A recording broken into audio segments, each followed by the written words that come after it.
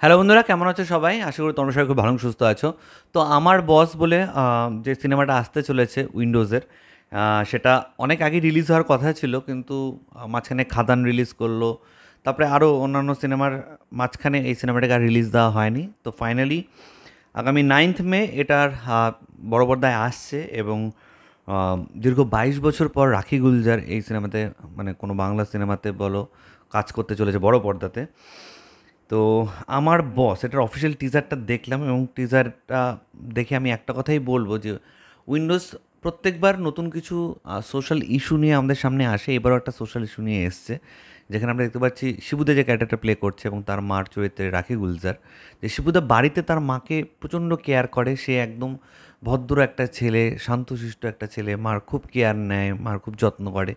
কিন্তু ঠিক তার অপোজিট, বাড়িতে সে যতটাই শান্ত, অফিসে সে ততটাই রুড, টক্সিক বস একদম লিখেও দিচ্ছে তারা।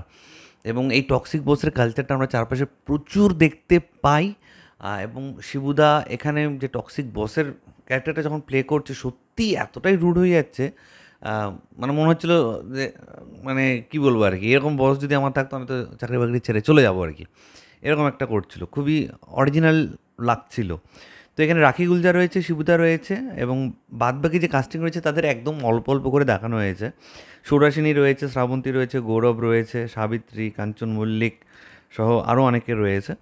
তো এটা ডিরেক্টর নন্দিতা দি এবং শিবুদা দুজনে। এবং টিজারটা যদি এক কথায় বলো, টিজারটায় জাস্ট আমাদের ঝলক দেখানো হয়েছে যে একটা ছেলে বাড়িতে মার কেয়ার করে, এবং সে অফিসে একটা টক্সিক বস, এবং সেখানে তার মাও একটা ডিসিশন নেয়। সে তার নিজের ছেলের অফিসে জয়েন করে এবং দেখতে যে তার ছেলে কতটা টক্সিক, তার ছেলে কতটা বাজে ব্যবহার করে তার এমপ্লয়িদের সাথে।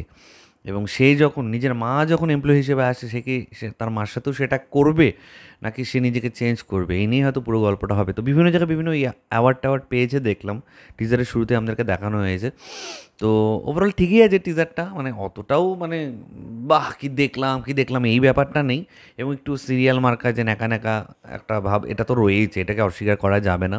মানে আমি যদি রক্তবীজ, বহুরূপী এই সিনেমাগুলোর সাথে এটাকে বলি, তাহলে এটা সিরিয়ালি তারা বানিয়েছে। কিন্তু ব্যাপারটা হলো যে একটা হাউস যে রক্তবীজ, বহুরূপীর মতন সিনেমা বানাচ্ছে, তারা আবার এটাও আমার বসের মতন সিনেমাও কিন্তু কন্টিনিউ করে যাচ্ছে, কারণ তারা শুরু করেছিল এই টাইপের সিনেমা দিয়েই। তো তারা কিন্তু তাদের নিজের যে ভিতটা সেটা ভুলে যায়নি, যে যেটা এখন ওয়ার্ক করছে সেটাই পরপর রিপিট করবো, সেটা কিন্তু তারা করেনি। তারা মিক্স একটা কন্টেন্ট আনার চেষ্টা করছে সবসময়, কখনো একটু সিরিয়াল মার্কা, তো কখনো একটু থ্রিলার, তো কখনো একটু ড্রামা, এই সমস্ত কিছুই আর কি তাদের প্লেটে সার্ভ করছে তারা আর কি। তো আশা রইল আমার বসের প্রতি, সময় সুযোগ হলে অবশ্যই এটা বড় পর্দায় গিয়ে দেখবো। তোমরা অনেকে হয়তো এই টিজারটা দেখে ফেলেছো, অনেকে হয়তো দেখোনি, প্লিজ গো অ্যান্ড ওয়াচ টিজারটা। ট্রেলার টেলে ফার্দার আবার কথাবার্তা হবে।